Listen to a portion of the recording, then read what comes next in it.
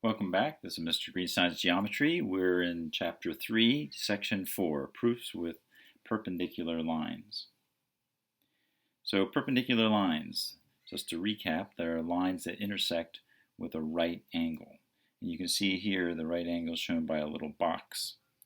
So this line AB and line K are perpendicular to each other. If you see something like this, you can assume that each one of these corners is perpendicular. So this creates a cube. And here we have two lines, and these could be perpendicular. Let's actually find out. So how do we determine if two lines are perpendicular? Well, what we can do is we can look at their slope. If the slope, which is shown by m, is equal to the negative reciprocal of the other one. So if slope 1 is equal to the negative reciprocal of the second, then the lines are perpendicular. So if I take a look at this line here, y1, y1 has a slope y1. It's going to be, we'll start out with 2 minus a negative 2 divided by negative 3 minus 1, which is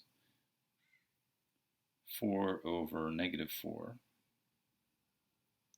So that's going to be equal to negative 1. The slope of y2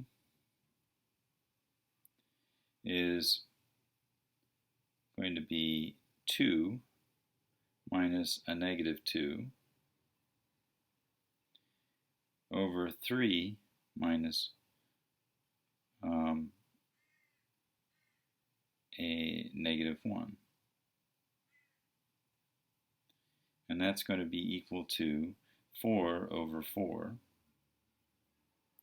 which equals 1. And 1 is the negative reciprocal of negative 1.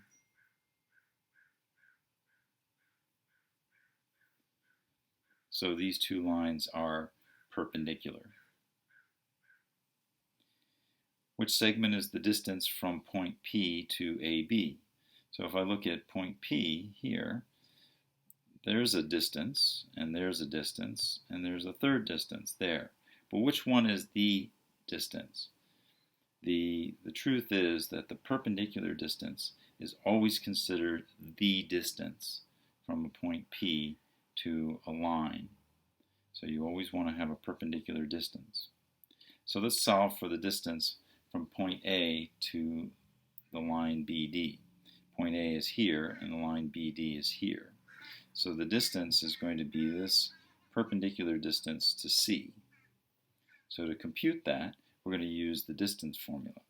So the distance is going to be equal to the square root of,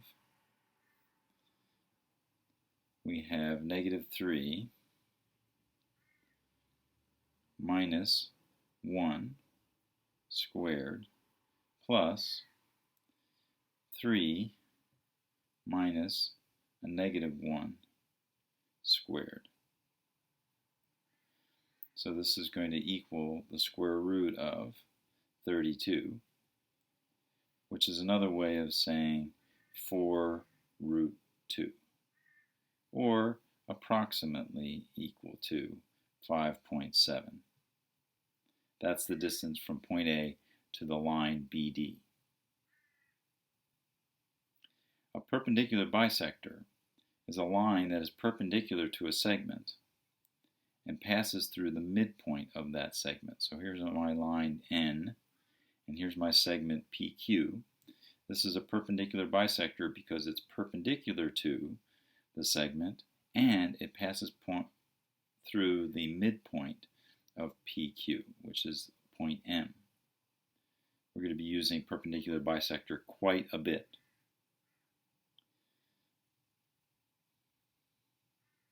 So there are a couple theorems that you need to know about. There's the linear pair perpendicular theorem. That is, if two lines intersect to form a pair of congruent angles. So we have G and H, and they intersect, and 1 and 2 are congruent, then the lines are perpendicular. So if angle 1 and angle 2 are congruent, then we have perpendicular lines. The perpendicular transversal theorem says that in a plane, if the transversal is perpendicular to one of two parallel lines, so it's perpendicular to H, it also has to be perpendicular to the other parallel line in the plane. So if we have parallel lines and we have perpendicular to one of those lines, then the transversal has to be perpendicular to both. And finally, the lines are perpendicular to a transversal theorem. In a plane, if two lines are perpendicular to the same line, so I have perpendicular here and a perpendicular here, and all three lines are in the same plane, then M and N are going to be parallel to each other. And those are the theorems for this section, and we will continue this conversation the next day in class.